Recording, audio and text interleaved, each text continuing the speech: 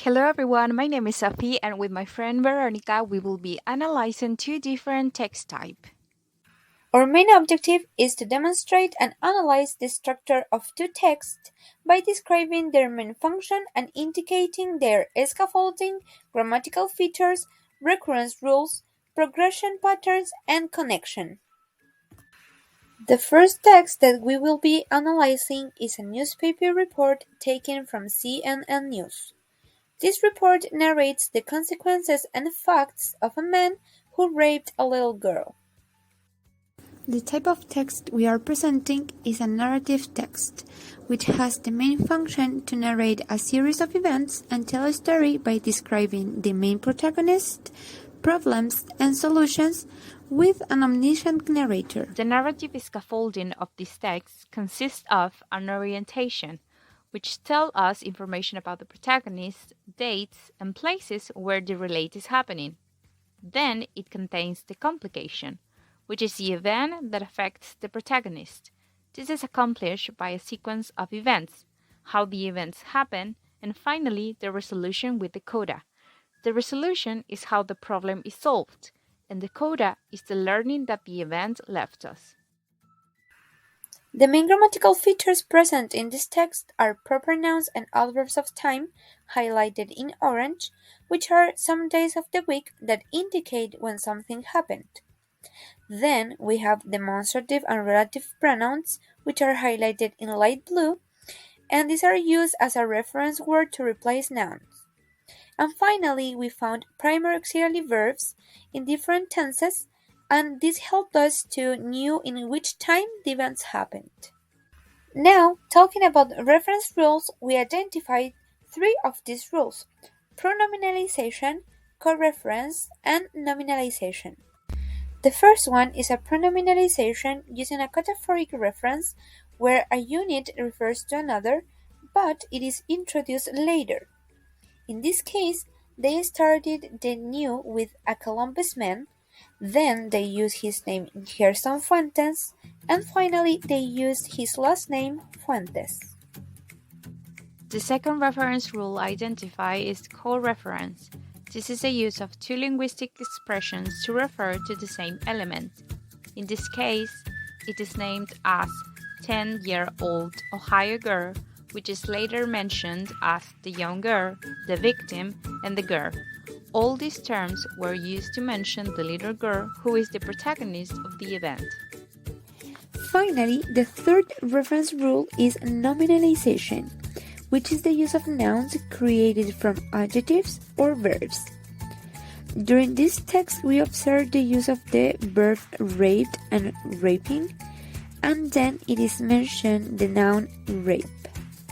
The progression pattern most repeated during this text is the constant progression pattern. At the beginning, we found a zigzag progression pattern to indicate what happened with the raped girl. After, all the theme is about the consequence and facts about Fuentes. Some of the grammatical relations regarding the connectivity rules that we could identify in this text were two: subject-verb agreement and verb plus direct object collocation.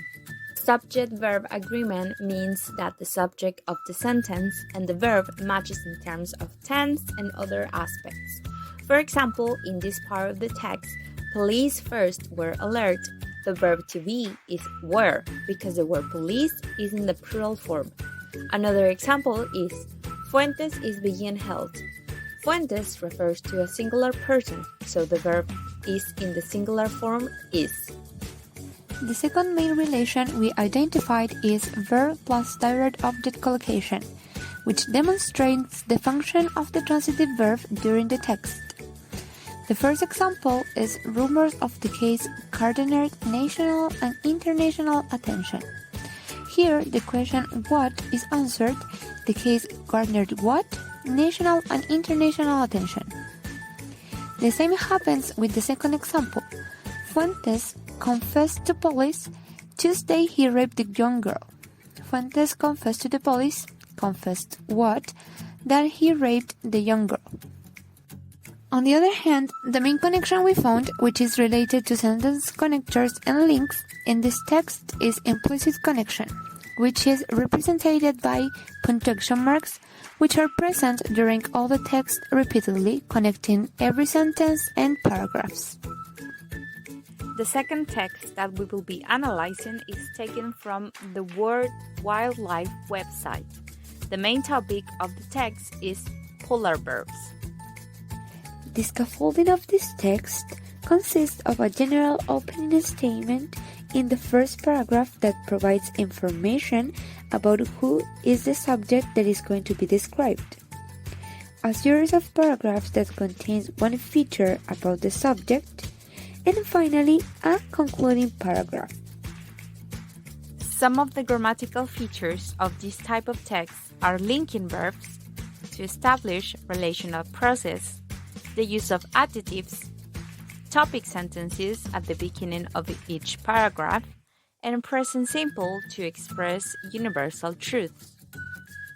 The recurrence rules that we can find in this text are three: pronominalization, lexical substitution, and co-reference. Anaphoric procedures such as pronominalization is seen where the subject is introduced first and then a reference unit is used to reduce repetition. In the second paragraph, the subject is presented, in this case, polar bears, and then the pronoun they is used to refer to the same subject. Lexical substitution occurs when we want to substitute a word for another with a similar meaning. For example, in the first paragraph, the word bear is used as a hypernym in order to describe a whole category, and then the word polar bear is used as an hyponym to be more specific without losing the meaning of what it is saying.